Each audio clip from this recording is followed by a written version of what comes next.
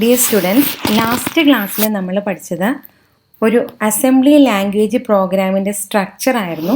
ഇന്നത്തെ ക്ലാസ്സിൽ ഒരു executable assembly language programme create ചെയ്യുന്ന സ്റ്റെപ്സ് ആണ് നമ്മൾ ഡിസ്കസ് ചെയ്യുന്നത്. അപ്പോൾ ഒരു executable assembly language programme create ചെയ്യണം എന്നുണ്ടെങ്കിൽ അതിൻ്റെ ആദ്യത്തെ സ്റ്റെപ്പ് എന്ന് പറയുന്നത് ഈ പ്രോഗ്രാം ടൈപ്പ് ചെയ്യുക എന്നുള്ളതാണ്. ഈ പ്രോഗ്രാം ടൈപ്പ് ചെയ്യുന്നത് ടെക്സ്റ്റ് എഡിറ്ററിലാണ്. വൈഡായിട്ട് യൂസ് ചെയ്യുന്ന ഒരു ടെക്സ്റ്റ് എഡിറ്റർ, വിൻഡോസിൽ യൂസ് ചെയ്യുന്ന ഒരു ടെക്സ്റ്റ് എഡിറ്റർ എന്ന് പറയുന്നത് നോട്ട് പാഡാണ് മൈക്രോസോഫ്റ്റിൽ. പക്ഷെ നമ്മൾ ലാബിൽ യൂസ് ചെയ്യുന്നത് AVR സ്റ്റുഡിയോ സോഫ്റ്റ്വെയർ ആണ്.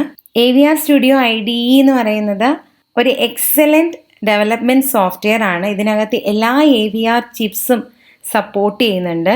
അതുപോലെ തന്നെ ഇത് ഒരു ഫ്രീ സോഫ്റ്റ്വെയർ ആണ്. കൂടാതെ ഇതിനകത്ത് ടെക്സ്റ്റ് എഡിറ്റർ, അസംബ്ലർ, സിമുലേറ്റർ, അങ്ങനെ ഒരുപാട് കാര്യങ്ങളുണ്ട്.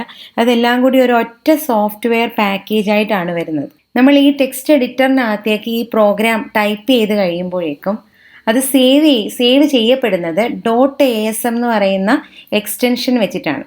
ഈ മൈ ഫയലിന് കൊടുത്തിരിക്കുന്നത് നമ്മൾ ക്രിയേറ്റ് ചെയ്യുന്ന ഫയലാണ്. നമ്മളൊരു പേര് കൊടുക്കുന്നുണ്ട് ഫയലിന്, ആ പേരാണിത് മൈ ഫയൽ എന്ന് പറയുന്നത്. അപ്പോൾ ആ ഒരു പേര് .asm എന്നുള്ള എക്സ്റ്റൻഷൻ വെച്ചിട്ടാണ് ഇത് സേവ് ചെയ്യുന്നത്. ഈ മൈ ഫയൽ .asm ഇതാണ് നമ്മളുടെ സോഴ്സ് ഫയൽ എന്ന് പറയുന്നത്. ഈ സോഴ്സ് ഫയലാണ് അസംബ്ലറിലേക്ക് കൊടുക്കുന്നത്. അസംബ്ലറിൻ്റെ ഡ്യൂട്ടി നമുക്കറിയാം. അസംബ്ലറാണ് അസംബ്ലി ലാംഗ്വേജിനെ മെഷീൻ ലാംഗ്വേജ് ആയിട്ട് കൺവേർട്ട് ചെയ്യുന്നത്. സോഴ്സ് ഫയൽ അസംബ്ലറിലേക്ക് വരുമ്പോൾ അസംബ്ലർ അതിന് 5 ഫയലാണ് ക്രിയേറ്റ് ചെയ്യുന്നത്. ഈ 5 ഫയൽ ഏതൊക്കെയാണെന്ന് നമുക്ക് നോക്കാം. ഫസ്റ്റ് വൺ എന്ന് പറയുന്നത് OBJ എക്സ്റ്റൻഷനുള്ള ഫയലാണ്, അത് ഓബ്ജക്റ്റ് ഫയലാണ്. സെക്കൻഡ് വൺ ലിസ്റ്റ് ഫയലാണ് വിത്ത് .lst എക്സ്റ്റൻഷൻ. നെക്സ്റ്റ് ഫയൽ എന്ന് പറയുന്നത് മാപ്പ് ഫയലാണ് വിത്ത് .map extension.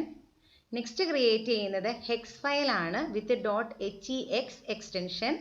Last file create ചെയ്യപ്പെടുന്നത് .eep എക്സ്റ്റൻഷനിലാണ്, അത് EEPROM ഫയലാണ്. ഓബ്ജക്റ്റ് ഫയൽ ക്രിയേറ്റ് ചെയ്യപ്പെടുന്നുണ്ടെന്ന് ഞാൻ പറഞ്ഞല്ലോ. ഈ ഓബ്ജക്റ്റ് ഫയലാണ് സിമുലേറ്ററിനും എമുലേറ്ററിനും ഒക്കെയുള്ള ഇൻപുട്ടായിട്ട് യൂസ് ചെയ്യുന്നത്. നമ്മൾ ഈ പ്രോഗ്രാം ടൈപ്പ് ചെയ്ത് കഴിയുമ്പോൾ തന്നെ ഇത് ഒരു റെഡി ടു റൺ പ്രോഗ്രാം ആവുന്നതിന് തൊട്ട് മുമ്പായിട്ട് തന്നെ ഇതിൻ്റെ എറർ എല്ലാം ചെക്ക് ചെയ്യേണ്ടതായിട്ടുണ്ട്.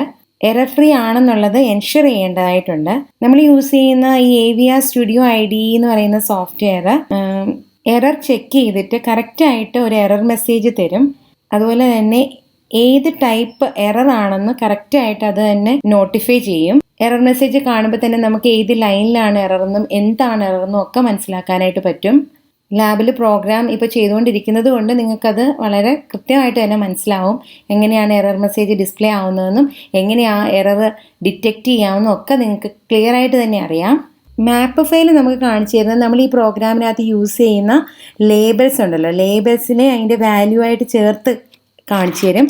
അതുപോലെ തന്നെ ലിസ്റ്റ് ഫയൽ LST ഫയൽ എന്ന് പറയുന്നത് ബൈനറിയും സോഴ്സ് കോഡും ഒക്കെ കാണിക്കുന്നതാണ്. അതുപോലെ തന്നെ അതിനോടൊപ്പം തന്നെ സോഴ്സ് കോഡിൽ ഏതൊക്കെ ഇൻസ്ട്രക്ഷൻസ് ആണ് യൂസ് ചെയ്തിരിക്കുന്നതെന്ന്, അതുപോലെ തന്നെ ഈ പ്രോഗ്രാമിന് എത്രത്തോളം എത്ര എമൗണ്ട് മെമ്മറി യൂസ് ചെയ്തിട്ടുണ്ടെന്നുള്ളതും ഒക്കെ ലിസ്റ്റ് ചെയ്യും. ഹെക്സ് ഫയലിനെയാണ് നമ്മൾ AVRൻ്റെ പ്രോഗ്രാം റോമിലേക്ക് പ്രോഗ്രാം ബേൺ ചെയ്യുന്നത് ഈ ഹെക്സ് ഫയലിനെയാണ്. അതുപോലെ തന്നെ ഈ EEPROM ഫയൽ ഉണ്ടല്ലോ, EEP എന്നുള്ള എക്സ്റ്റൻഷൻ വരുന്ന ഈ ഒരു ഫയൽ, ഈ ഫയലാണ് നമ്മൾ AVRൻ്റെ EEPROMലേക്ക് റൈറ്റ് ചെയ്യുന്നത്.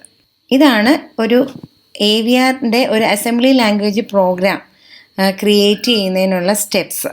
നെക്സ്റ്റ് ക്ലാസ് തൊട്ട് നിങ്ങളെ ലാബ് ചെയ്യുന്ന സമയത്ത് ഈ ഓരോരോ സ്റ്റെപ്പായിട്ട് ഐഡൻറ്റിഫൈ ചെയ്യുക. എന്നിട്ട് ഈ ക്രിയേറ്റ് ചെയ്യുന്ന ഫയൽസ് എന്തൊക്കെയാണെന്നും ഇവിടെ എന്തൊക്കെയാണ് ലിസ്റ്റ് ചെയ്തിരിക്കുന്നതെന്നും ഒക്കെ ഡീറ്റെയിൽഡായിട്ട് നോക്കുമ്പോൾ തന്നെ നിങ്ങൾക്കിത് കൃത്യമായിട്ട് മനസ്സിലാവും. നെക്സ്റ്റ് ക്ലാസ്സിൽ നമുക്ക് AVRൻ്റെ ഇൻസ്ട്രക്ഷൻ സെറ്റ് പഠിക്കാം. താങ്ക്